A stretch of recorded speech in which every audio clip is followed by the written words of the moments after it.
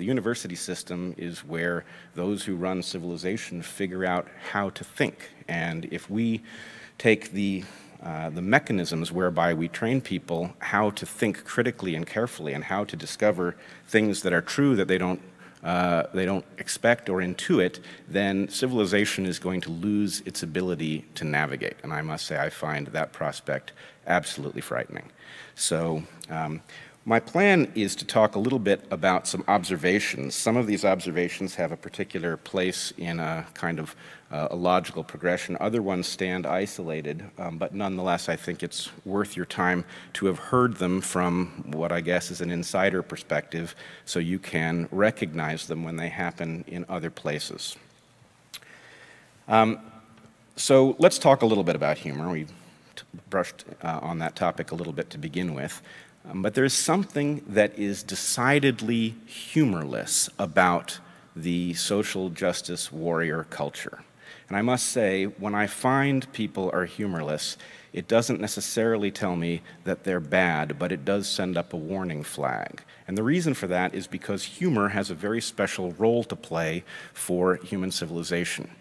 We navigate gray area, nuance, the counterintuitive, that which is not what it seems. All of those things are navigated normally through humor. It's a way in which we can tread into that territory without committing ourselves fully, but investigating what's actually true. So a humorless movement is in some sense immovable. It cannot be convinced that it has something wrong, and it cannot redirect itself. And so when we look at the social justice revolution, and we find it very committed to things that are not even superficially reasonable, part of what must have happened is its own commitment to the idea that what it already believes is sufficiently true, that it does not need to redirect in any way. That commitment has kept it on a steady bearing that cannot be disrupted. Next thing to say is that some stories diagnose a system. And so the story of what happened at Evergreen happens to have diagnosed several systems, some of which we are all involved in. It certainly diagnosed the press in a way that I find most disturbing. So let's, for the moment, be overly black and white about it and dichotomize the press into the nominally left-leaning and the nominally right-leaning press. The left-leaning press, with some significant exceptions, came very late to the story and was very reluctant about reporting it to the extent it was willing to report it at all. Now, why is that so? Well, I'm afraid the answer is the story did not fit the left narrative. In fact, it said there was something wrong with the standard left narrative that needed to be understood. And so the left press, rather than figure out how to report the story, decided it would rather not report the story and maybe just wait it out, see if the story would go away. Now, if I can just be clear about what the problem was, at Evergreen, we had bigots of color. Even worse, we had black bigots of color. That is not a comfortable story for the left. It's a story the left does not like. It is a story I do not like. Nonetheless, that is what happened, and therefore, if you were to approach the Evergreen story journalistically, you would be compelled to figure out how to report that story, and to the extent that it reflected badly on the left narrative, so be it. But that wasn't the way the press works.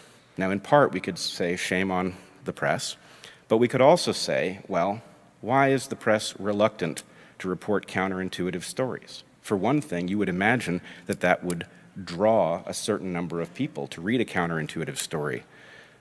Man bites dog is more interesting than dog bites man, right? So you might imagine that there'd be some draw for the left press to report a story that doesn't sound like normal. On the other hand, in a market, the press has to compete long-term against other elements of the press. And one of the things that the press, like other entities, do is it tells us things that reinforce the beliefs we already hold in order to get us to come back. And so there is some reflex there to simply reject a story in which the bigots are black.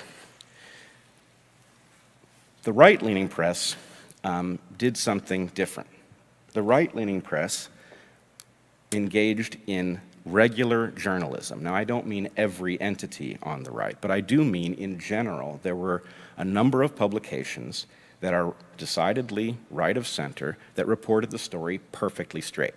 Now, you can't necessarily know that as outsiders to the story, but as somebody who knew the players of the story, could spot every error that was reported, every time the press said something that was factually incorrect, it was obvious to me and to my wife, who is also a professor at Evergreen, and it was not necessarily obvious to the public. So I can tell you which press outlets did the best job, which ones did their homework, which ones figured out who was who and what their roles were.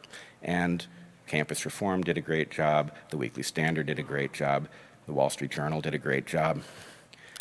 So what I'm telling you is that in this particular case, there was an outbreak of great journalism on the right because the story didn't conflict with anything that forced the right-leaning press into a contortion. Now, I don't think either right or left really has the answer at the moment. I think both right and left are a bit confused, and they're confused about different things. But this story says something about the press and its polarization and what its implications are for society. The core issue is one of narrative. There are narratives that run underneath what the press reports, either right or left. And to the extent that a story violates the core narrative, it's a problem. To the extent that it validates a core narrative, it is seen as positive. What we, as consumers of journalism, should be thinking is there's a problem that the press is built around narratives, and that it is doing any kind of analysis whatsoever that depends on a particular story matching a narrative. What we should want is a press that is non-ideological and reports the story as it is, and to the extent that it validates some narrative in the outer world, so be it. But narrative should not be driving our journalism, and yet the diagnosis of the system here is that narrative is playing a profound role in everything, but you can only see it when something causes an error. Another system that was diagnosed by this fiasco is the university system. The university system has been engaged in multiple jobs in society. It certainly plays an important role in training people to function, but it's also involved in industry, and it's involved in markets, and it is involved in politics. And all of these things have caused universities to act in a way that is counterproductive to the cause of inquiry. And that should probably be our primary take-home message here, is that inquiry is essential, and it cannot start if you know your conclusions. Inquiry, honest inquiry, is generated when you are willing to discover that your conclusions are dead wrong. The legal system also showed itself in this case. My wife and I, we did not actually reach the point of filing suit against our college because there is a 60-day waiting period, and we settled with the college before filing suit. But nonetheless, we did get to experience the Attorney General's office, and we discovered that there is actually a hazard in this social justice movement that is moving through our legal system as well.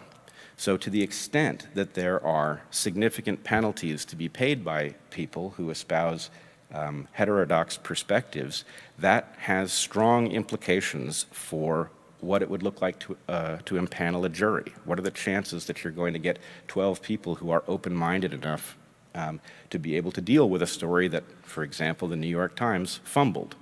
I should probably say the New York Times fumbled the story in an interesting way. The op-ed page did a pretty good job. Barry Weiss and Frank Bruni both wrote excellent op-eds on the Evergreen story that told the story pretty straight, and then the news division waited 4 weeks, and it told a very comforting story for its readers that was quite at odds with the reality of what had happened. I find myself in a unique, and I hesitate to use the word privileged, position as a result of what's happened. I have paid the price to be able to tell it straight. They challenged me. They called me a racist. It turned out that stigma didn't stick in my case. I happened to be lucky enough to have a large number of people who knew it wasn't true, and there were enough elements in my past that said that simply doesn't add up, that I survived that attack. Having survived that attack, I can now just simply speak freely. And one question I want you to ask yourselves is, what do we do about the fact that most people aren't lucky enough to have a history that tells that story clearly. They are in a worse position from the point of view of defending themselves, and what we really ought to be thinking is how are we going to arrange to make it safe for people to engage in honest inquiry and discussion. All right, now to some deeper analysis. The first thing to understand about what we are facing is that it sounds like a bunch of arguments about what is factually true. It's very confusing, though, because these arguments aren't even superficially defensible. So how can people be making arguments that are so clearly wrong and yet be surviving in the marketplace of ideas? Well, they're not really arguments. What we face is an insurgency. The insurgency is behaving tactically, not analytically. So the arguments aren't for real. Now, to be sure, there are arguments being made, but they are largely being made behind closed doors amongst participants in the insurgency. And then what we see on the outside are basically a PR campaign designed to have certain effects, but not built around deeply held beliefs. So that's very confusing until you spot that that's what you're up against. Then when you see it, you can start to realize that the arguments being leveled at you can't be answered because there's nothing you could possibly say that would cause those listening to you to pivot. How do we know this? Well, first of all, a lot is said online if you know where to look. So you will find people within the movement describing their relative roles and explaining why it is that certain people should behave this way and that way. And if you listen in, you can figure out what the rules of the game are. But you can also spot that there is a system of things that if one accepts them cannot be escaped. So for example, there are linguistic traps, and there are many of them. So a linguistic trap involves something like the redefinition of a word, like racism or white supremacy. So the word gets redefined, and it gets redefined in a way that sets the bar incredibly low, so that really you can't help but trip over it. Having tripped over it, the penalty phase takes the definition right back to its traditional one. So if you turn out to be a white supremacist because you have failed to properly confront a system that has been deemed guilty of white supremacy, then the penalty for white supremacy is as if you have burned a cross on someone's lawn, right? That is unfair and logically inconsistent, but nonetheless very effective. Nobody wants to be declared a white supremacist. There are many of these traps, and they are distributed around the landscape such that if you try to just simply navigate by intuition, you can't help but run afoul of them. The other thing that you'll find are Trojan horse proposals. So these are policy proposals that superficially seem all right, but the details of them, which are a little bit often hard to ferret out, are very dangerous. So Evergreen's meltdown surrounded something called the Strategic Equity Plan. Now, the Strategic Equity Plan was, I will never know for sure if it was intentional, but it was written in such a dull fashion, such a dry manner, that nobody could possibly want to read it. You really had to force yourself to take your medicine. But having read it, it included all kinds of plans to restructure the college that were not only unfair and unwise, but put the college in danger of fiscal insolvency. What I really got in trouble for was not the day of absence and my objection to it. What I really got in trouble for was my opposition to the strategic equity proposal on the basis that it wasn't a smart thing for the college to sign up for. That was unforgivable, and it caused a number of people to believe that I needed to be driven out of the college, otherwise I was going to be the lone obstacle to that proposal. Mind you, most of the people pushing that proposal have not read it. I guarantee you that. I think many of the people whose names are on it had not read it. The number of errors in the document when it was first released was so great that it is impossible that all of those people had gone through it and not spotted them, for one thing. All right, the arguments are not real. There are linguistic traps, there are Trojan horse proposals, and there is a great deal of leverage being wielded by driving one's costs. So that is to say, there is a system of making you pay a high penalty if you do something like challenge the strategic equity proposal in public. Driving one's costs does not necessarily require you to be guilty of anything. It can be done in many different ways, and it is something to pay attention to. It is a hallmark of a conscious strategic actor that they will drive your costs up in order to disincentivize your saying things that they don't really care if you believe. They just don't want you voicing them. They don't want these objections to spread. All right, the insurgency cheats. It reworks the world to avail itself of tools that we reserve for self-defense. So when I say self-defense, some circuit in your mind goes off because you know that if you are defending yourselves, you're entitled to do things that you would not, under ordinary circumstances, be entitled to do. You cannot kill somebody unless you are acting in self-defense, and then you absolutely can, and you'll walk away scot-free. So self-defense is a very powerful concept. If you are engaged in self-defense, you are entitled to do things that you are not allowed to do otherwise. Much of the language surrounding the social justice revolution is phrased in terms of self-defense. They say that speech is violence. Well, who is it violence against? Well, it's violence against those who are historically oppressed. And what does it mean? Well, it means they are entitled to avail themselves of tools that they would not otherwise be allowed to utilize.